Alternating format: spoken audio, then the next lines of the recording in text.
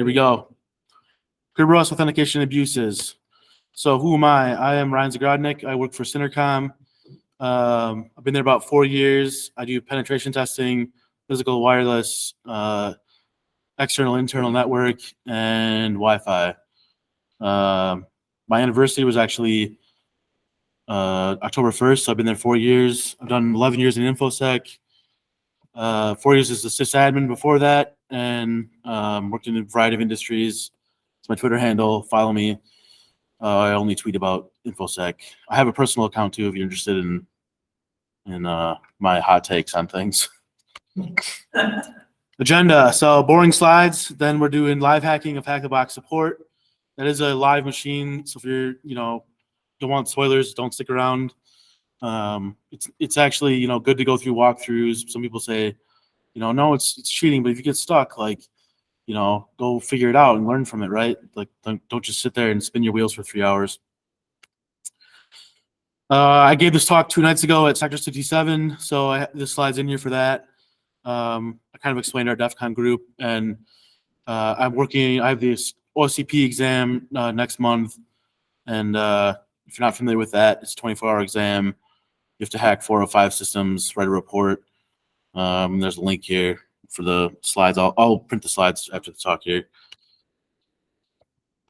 So this is a tweet from a guy who's a senior Windows cryptography person at Microsoft, and he's explaining, how does user enforce A get a ticket in domain enforce B.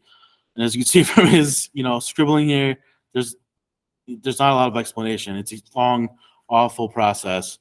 So we're going to kind of dive into that tonight, but there's really not enough time to go through it completely, and nor do you want to. So we'll just go through hit the highlights. Authentication, Active Directory, NTLM, SAML. There's Digest, Federation. We're going to cover Kerberos. If Kerberos isn't enabled in your domain, it'll default to like NTLM. We don't have time to cover everything, so here we go.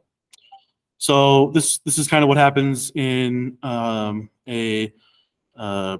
you authenticate with Kerberos. You're logging in as the user will to the domain. The Kerberos will hash your password in 5 different algorithms, and the one we're concerned about down here is the AES 256 for the attack that we're going to do today. Step 2, the hash with the highest domain supported encryption is used, and a request for a ticket granting ticket is sent from the DC. If the authentication is valid, the DC returns a ticket granting ticket, and it's signed, encrypted with the domain and Kerberos ticket hash. 4, I don't know if this is correct or not, but this is what the slide said. It says the user runs dir on the C drive. I don't know if that's actual process with Kerberos or not. It's the first time I've been seeing that, but apparently that's what happens. The computer presents the TGT, ticket granting ticket, to the DC and requests a service ticket for the service principal name. The service principal name is kind of important because it may look like a username, but it is not like the same account name. So when you're referencing Kerberos stuff, you have to use the SPN a lot of the time.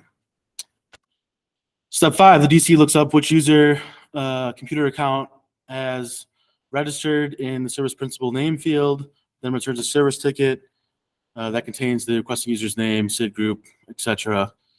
Again, this is really complicated and really not important, but it is good to understand. 6, the computer presents the service ticket to the domain, requests to the CIFS service, and the server decrypts the service ticket using server hash, and the server decides whether to grant access to the system. So this is kind of the whole process in one slide. But basically, you log in with username and password, a bunch of weird stuff happens in the back end, and if everything goes right, you're granted access to the resource. So super overcomplicated. This is some reference material. So I don't have a lot of this memorized. On the CISSP, this is part of the exam, and I had memorized it then, but that was like 10 years ago. And now, like, if I need to become familiar with it before talking to a customer or something, I'll just reference this, because like the Kerberosing stuff is pretty easy. Passing the ticket and some other the advanced abuses, are a little bit more tedious, but it's like 4 or 5 commands and you're done. So this is a visual of the whole process. Kind of more, in a graph form, makes it a little bit easier to understand. You can ignore the two-way domain trust for this talk because we're not going to bother with trust.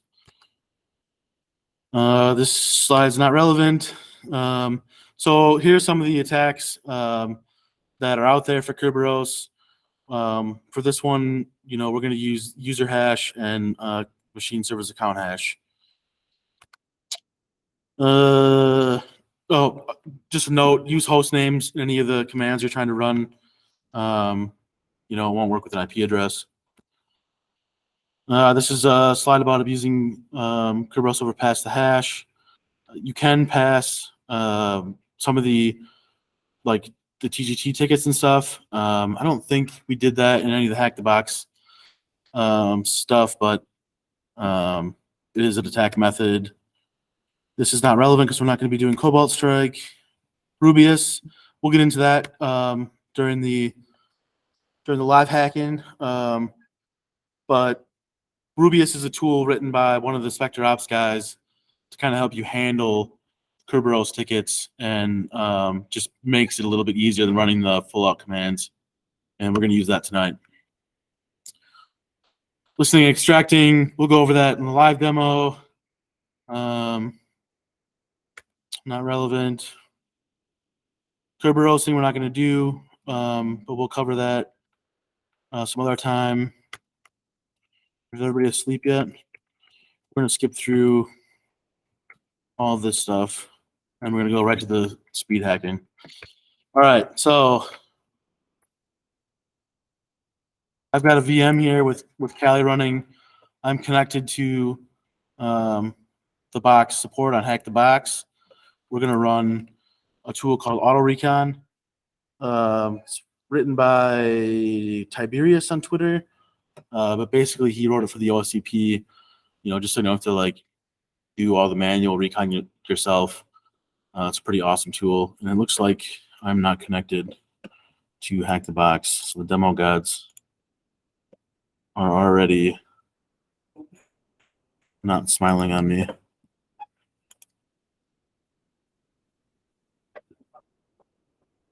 It says I'm connected.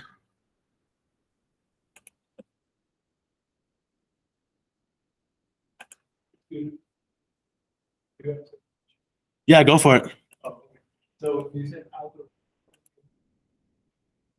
auto recon is the tool that you Auto Recon, yes. What is this? It'll run like Nmap. If you're familiar with Nmap, it's a network mapping tool. It'll look for open ports, and then once, depending on what open ports it finds, it'll run specific scripts to enumerate those ports further. Does that make sense? Yeah. So it's the same. Exactly. Yep. Yeah. We'll look at some of the output from the tool. But basically, yes, it just runs Nmap, and then it'll run some other scripts like Dirtbuster, GoBuster. So they are also doing information. Yes. Yeah. It'll do it whatever you pointed at. Yeah. But I don't know if I am not connected or why it's not running. So I already ran this in the background.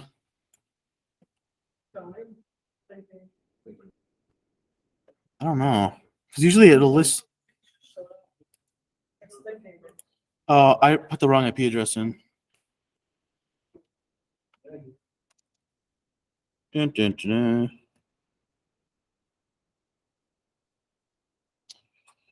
Hey, okay.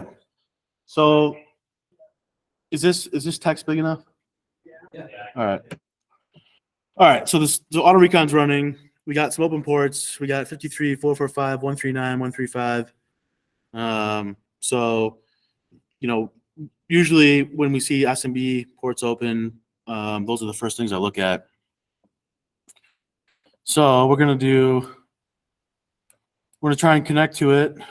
Oh, I skipped a step. So during auto recon, it'll run like SMB scripts, and we can go look at that. So this is the raw scan data. We're going to look at 135. These are all empty, I think. Yes, this one's empty. We're going to look at 139. So we're going to look at SMB. Those contents, nothing in any of these. I think it's on 445 is the one we're after.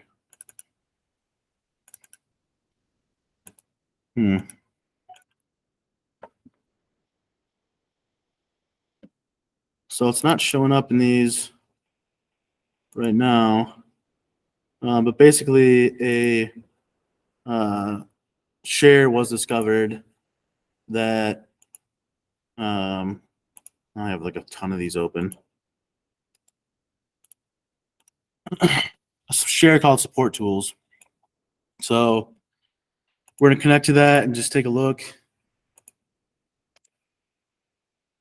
No password, do a directory.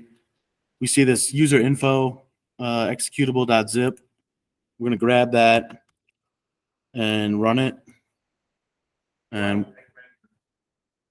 that's a good question. So these others that are in here are like 7-zip portable, putty. I don't know what MPP is.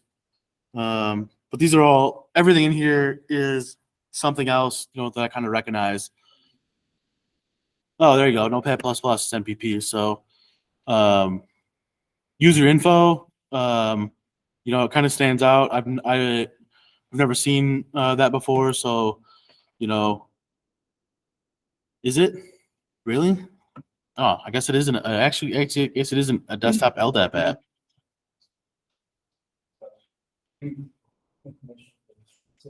No kidding. So is it a tool from Microsoft? All right. Well, there you go. You learn some new stuff every day.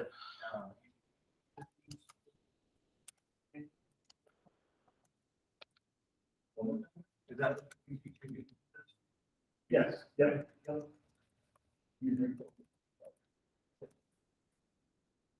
Oh, that's right. I gotta do wine. Again, I'm making this up. No, that sounds right. I mean, so what we're gonna do now is we're gonna run it in wine, just to see what the tool does. Hello, welcome. It's all right. We are recording it, so you'll be able to catch back up. And we are just starting the live portion. So we just scanned one of the Hack the Box machines.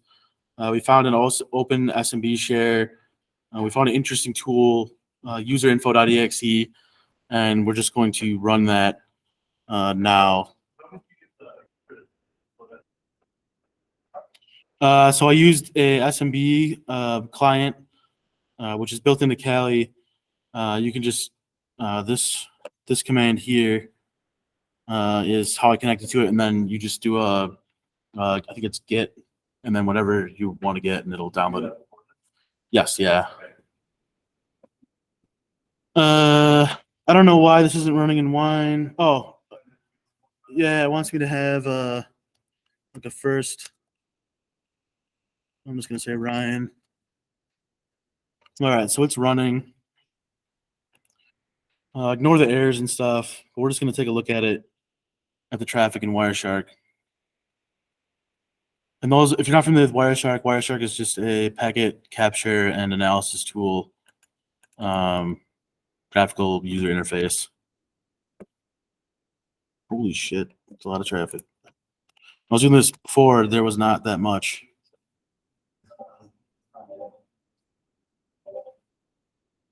I think is someone messaging?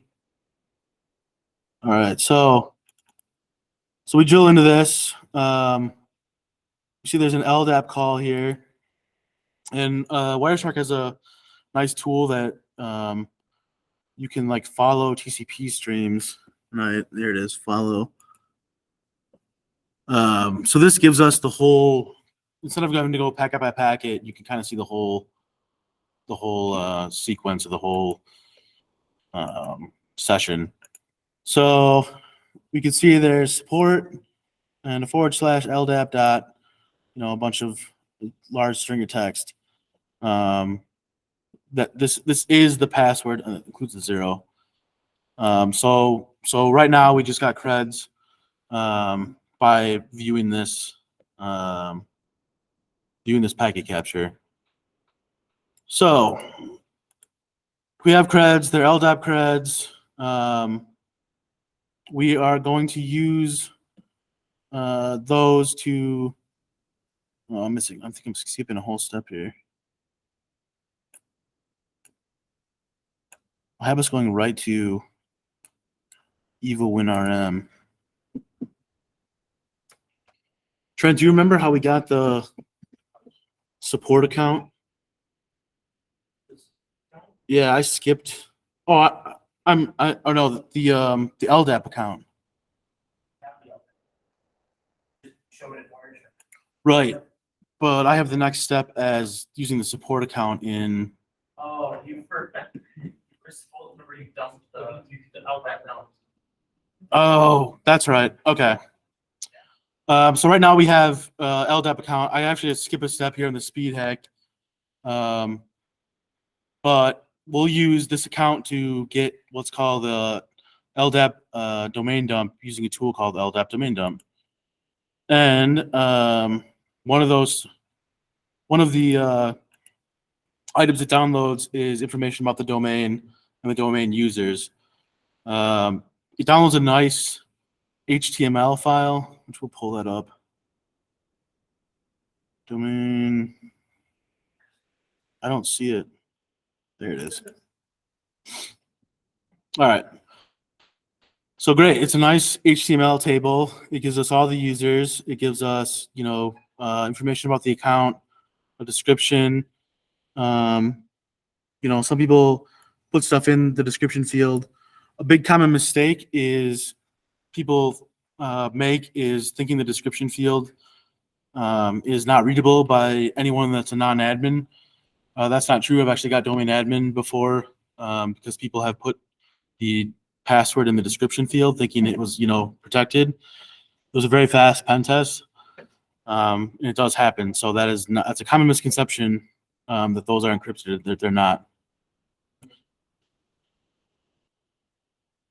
I think there is. There are special fields that you can hide things in, but in this case, they don't have that. At least the description isn't enabled. So we're going to dive into the user's JSON file, which is the same information, just not tabled. And we know already, the account name is support. So we just do a couple searches for support, whatever, and kind of browse through the file. There ends up being a field that's extra called info. And of course, it's not going to show up. I have like a bunch of spaces in here. All right. So normally I don't look at this file on pen test. I don't parse the JSON. I look at the HTML table. It's easier. And I copy and paste that into Excel, and I read it from there. But in this case, in this box, there happens to be this info field and what looks like a password. So Ironside 47, pleasure 40, watchful is the password for the support account. So we're going to take that. We are going to put it into EvoWinRM. Need to make a note here. Skip step. I even went through this 2 nights ago and didn't catch that. So here's EvoWinRM. I'm going to do it in this tab. And we're going to connect. EvoWinRM is like a tool that allows you to abuse Windows remote management. It's actually really nice. We're going to upload a tool to grab the Bloodhound data called SharpHound. And we're going to run it.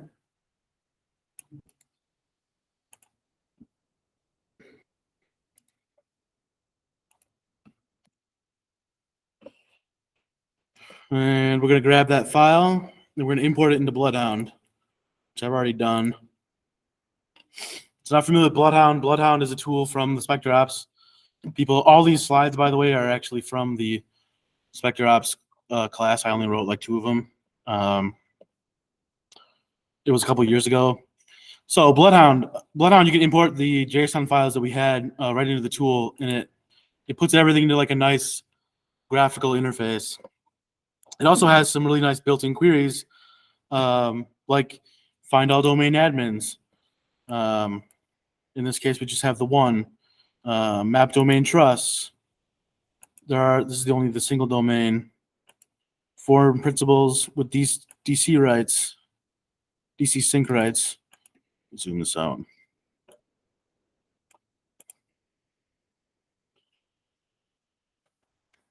So nothing particularly interesting here. I usually like to run find all Kerberosable users, list all Kerberosable accounts. There's just this one. I don't believe this account is actually crackable. Most engagements, I look for the MS SQL account. That's usually what I go after. For some reason, people put the SQL account in domain admins like all the time. So in this case, nothing's really coming up, and I didn't find this immediately when we were looking at this, but looking at some of these shortest path queries, you can look at shortest paths from high value targets. This is one I run off, and normally this is the graph that it spits out isn't this complicated. But basically, if you follow this path, if you get a count, on the box that's a member of domain controller support, has right on enterprise admins, has right on server operators, and the path would take you all the way to your domain controllers. So the one we're concerned about tonight is going to be shortest path on constrained delegation systems. I don't exactly know what that all means, but it has to do with delegated rights and basically permissions errors while setting up your domain. Yes. So I've never seen this before in real life, but this account, shared support account, has generic all rights to the domain controller. So Bloodhound has this nice help menu built in where it kind of tells you, about the issue. It doesn't necessarily like highlights it, but this sentence here jumped out at me when I was looking at this the other night. This is also known as full control. So generic all rights apparently is full control. So the abuse info tab, great stuff. These are all the commands to run manually. If you were like, say, you had a shell in the system, you could do all this stuff. What we're going to do tonight without the tools manually, with the exception of Rubius here. You have to get Rubius in the box.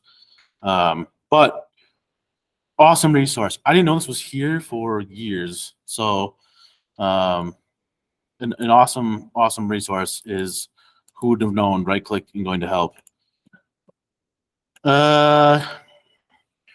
Continuing, so we kind of know our target now.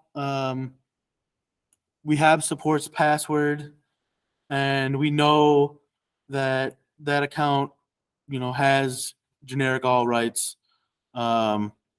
This is the part where it gets kind of complicated.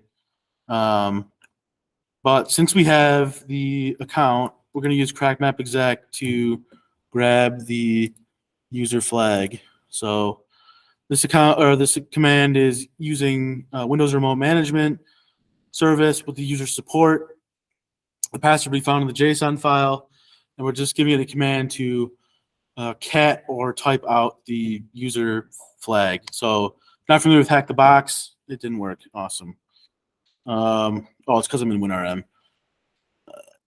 If you're not familiar with hack the box, they usually have like a user flag and a root flag.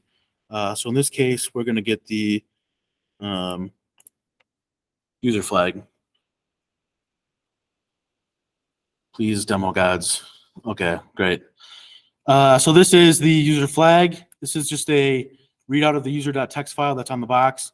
You would then take this to hack the box and submit the flag, and it would give you a nice happy box and said, "Congrats, you got the user flag." So, any questions before I move on to post exploitation? No? All right. If there are questions after, we can walk through this stuff slower too. I know this is a little fast. What's my time at? You're 25 minutes. All right.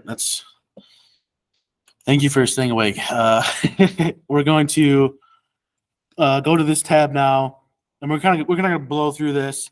But basically, we're gonna use Kerberos, and we're going to generate fake computer account and then use that to pass the AES encryption key and impersonate the administrator account using Kerberos. And I think this is something to do. There's like this weird 20-minute rule with Kerberos that like validation doesn't happen for 20 minutes. You have 20 minutes to kind of go nuts. I normally don't create like golden tickets during engagements, but during an engagement and I got desperate, I might do that, and it makes some of the blue team stuff kind of fun for if you only have you only have 20 minutes to create an account, blue team deletes it, and then you just do the same thing again, right? And they don't know how you're doing it. So we're gonna back to using evil WinRM, and we're gonna upload a PowerShell script. I don't think it's part of the PowerPick pack, but PowerMad .ps1. I'm just going to do this live. So that's going up. We're going to upload Rubius.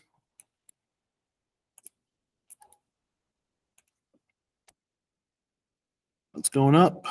And we're going to start setting some variables in PowerShell. So the first one is just for our fake computer. And our target computer. Oh, shit. No, I didn't. Good catch. Step 1, import the module that you're going to use, or it will not work. Yeah, I guess that's true. Yes, yeah. When we got down further, it would not work, though.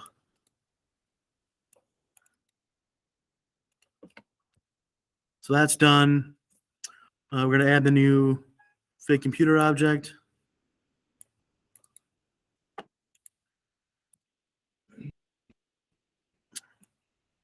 We're going to set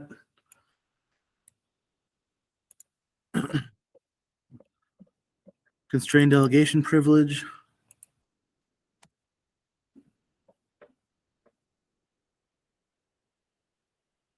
And then we're going to use like some built-in tools to check that the last command worked. So all of this stuff necessarily the blue team would not be looking for. All right, so there it is. We got our fake computer, fake 01, has delegation rights. So now we're going to use Rubius to get the AES 256 hash. Beautiful. This is what we're after. Don't ask me why we need that. I just know we need it. All right, now we're going to move over to the attack box side. You can use the RC photo. I think so, yes. Yeah. Generating the Kerberos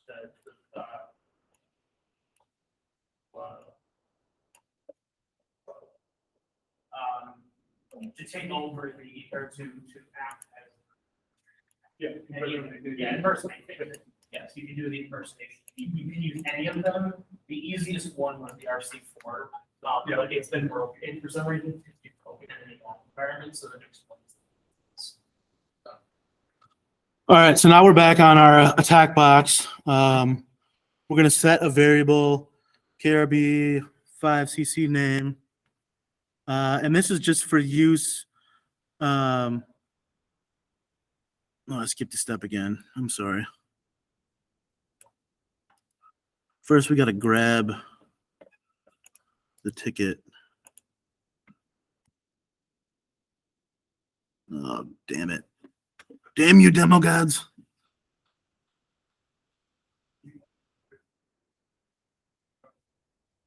I don't know. I think I'm missing a step here.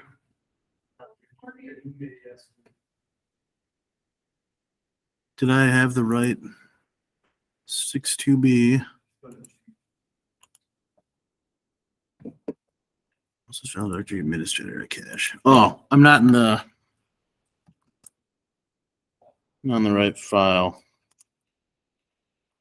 I already grabbed this previously, so.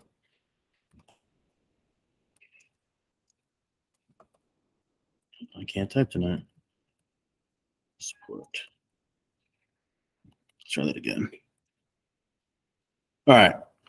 So I am missing a step here of building this administrator cache file, but we can continue without it. Stupid demo gods! I should have prayed more. So we got that. That's stored in memory. We're gonna run a script from Impacket smbexec.py, and we're gonna impersonate the administrator of the dc.support.hackthebox domain. All right. So now we are on the domain controller, running a who am I as system, and we're going to grab the flag, and there it is, and that is Hack the Box support. What's my time? Too long? Nobody's sleeping. 32 minutes. 32 minutes. All right. So I did slides and live hacking in 32 minutes. Yeah. So, all right. Well, for those of you that are still awake on the live stream, that is the end of my content. So, we'll do a QA, AMA, and like I said, a lot of these slides are taken from Spectre Ops. I did not write these, and the only reason I'm presenting tonight is because we didn't have anybody to present. So we have someone next time, and then we also have a preview of the ISP stuff for CypherCon tonight. So we are lucky to have that. And then we have Trent. Do you want to go do yours? Doesn't matter to me. You don't. I mean, we have time, so we could. We'll have to have you bring your laptop up here. You'll have to join the Hangouts if that's okay, and stream. Or it's up to you. You don't have to stream. Mine's all Just slides. Just slides. Yeah, everything. It's part of the slides. In order for people on the Hangouts to see the slides, though, you still have to join the Hangouts. Oh, you even with your access, you can. Yeah, we don't have anything fancy. No, I'm talking about. I gave you credit. Oh, you want me to just bring them up? Just don't mind them. All right. Yeah. Is it slides at google.com? Yeah. I gave you access to it. Streaming all my nudes.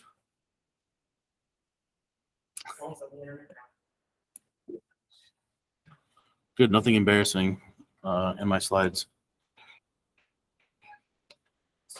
You just want to comment here? All right. Trent, Azure AD is going to share some slides with another Hack the Box. And then we'll do open mic.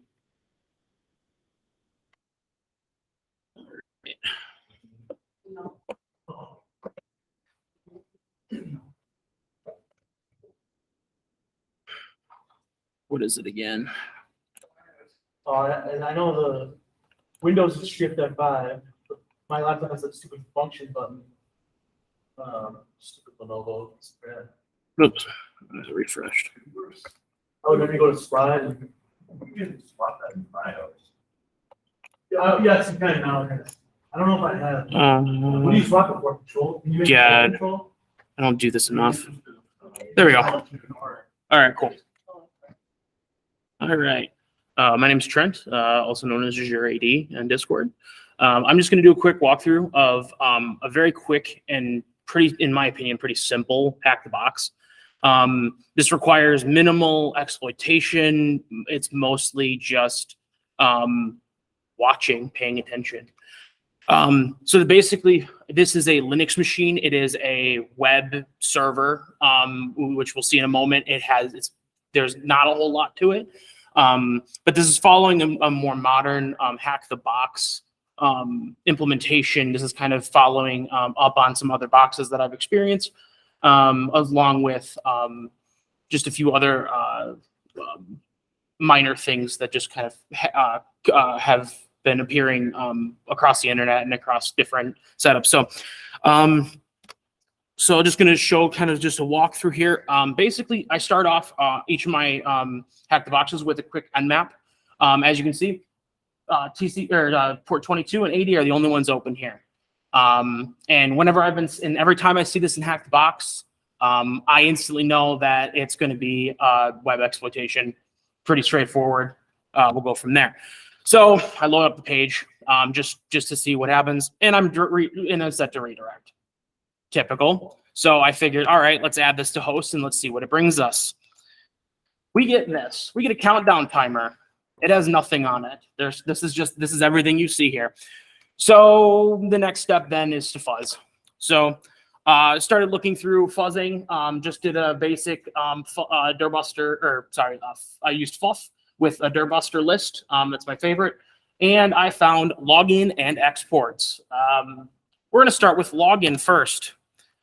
Cool, a random login page. No markings, no data, nothing. So I, quickly showing it's just a regular login page. So let's try to break it. And it didn't like that. A regular SQL injection, and it blocked us within about 10 seconds consecutively. So quickly reloading, I tried a few others, and then I came across what I now know is actually no SQL bypass. A little more complex, but it does allow us to get where we want. So basically, this was part of, I found this in an SQL injection payload, which I'll share the link later. I'm also going to drop the walkthrough in the Discord for anybody who's interested in seeing my work. But basically, I'm noticing the Nginx was blocking, so I can't really keep on. I'm not going to keep brute forcing this by any means, but definitely was able to find something that worked because it seemed suspicious. So we get in, and it's pretty basic, pretty bare. I jumped over to the search for user section, and I attempted the same no SQL again, just to see what it would provide us. And we get some JSON. And those look like creds. Definitely some creds. So I threw it into just a random site. Normally, I would probably hashcat this, but when it's an odd format like that, I always just check it in here. This is CrackStation, and it gave us creds. Remember me this way. So took those in, and I'm like, okay, so normally with Hack the Box, when there's a web server, there isn't just one web server. We have a virtual host. So FUF to the rescue again, and we found what matters most, which is a chat platform. So jumped in here, and those look like creds being talked about in the chat. So after that, and it's doing this. Oops. All right, so we decided to go ahead and use those creds with SSH, and we are in, and we got the user. So there's the user.txt. From here, then, I always start off with a sudo-l. More often than not, somebody gave you permissions, especially if it's they're talking about a development system. So sure enough, we have the ability to deploy a password manager. So let's go ahead and deploy it. And it's asking for a password. Well, that's not very useful for us. We don't really have a whole password. You can attempt the ones we have and none of them work. So let's just read the password manager. And in all of the random text we found it says, enter your master password sample. Okay, well, sample was the password. So now we have a whole nother set of creds. And let's see what groups they're in. We tried sudo elm. They don't have sudo. So just see what groups. And they're part of Docker. Go figure that's part of a deploy. It would probably be part of a deploy script or part of the original user. So the next part is let's test Docker. And it works. So let's break out. And we have root. So this is a very simple box. Sorry, do you have a question? Yes. So you can see the Docker port open. The Docker port was not actually open. Nothing was running in Docker. Okay. So the ports, But you were running oh, I ran it. So I ran a Docker. Sorry, I should explain this. I ran a Docker escape. So basically, what I did was I ran it as a privileged user, but I ran it against the host, which makes it. Docker's very confusing with its security, but basically, normally you would run this against one of your Docker containers, but you can actually escape out of Docker if you're an unprivileged user, which gives you privileges to be able to read in out of root. So this was just a quick Docker escape. Once I realized I had it, it was pretty much, okay, find out how to escape it. Simple one-line command, and I have root. So basically, my lessons that I learned, Hack the Box makes you fuzz everything. Don't ever assume you have everything because you probably don't. Fuzz the host, fuzz the virtual hosts, try different word lists. If you're cracking and RockU is not working, it's probably not meant to be cracked. And always check your user permissions. Keep it simple. You never know when you're going to come across something so simple.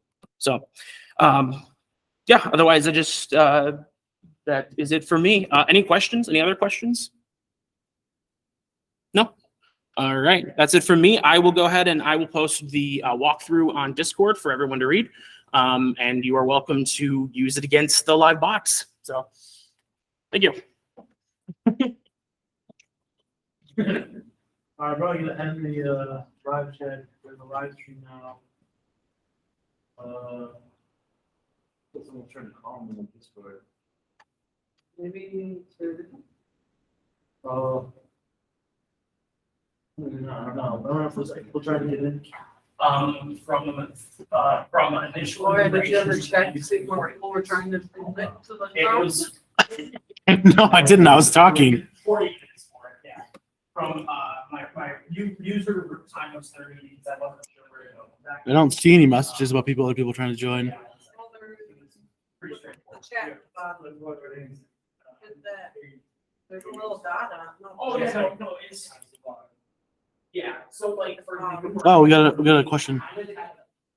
Blue team fixing machine account. Fake PC. Yes, I believe so. I have seen that before when using LDAP domain dump, or no, NTLM relay. If I don't have creds, I'll try to create a machine account. The machine account won't give me as much as a user account would, but I can't get like blue or bloodhound data or anything like that.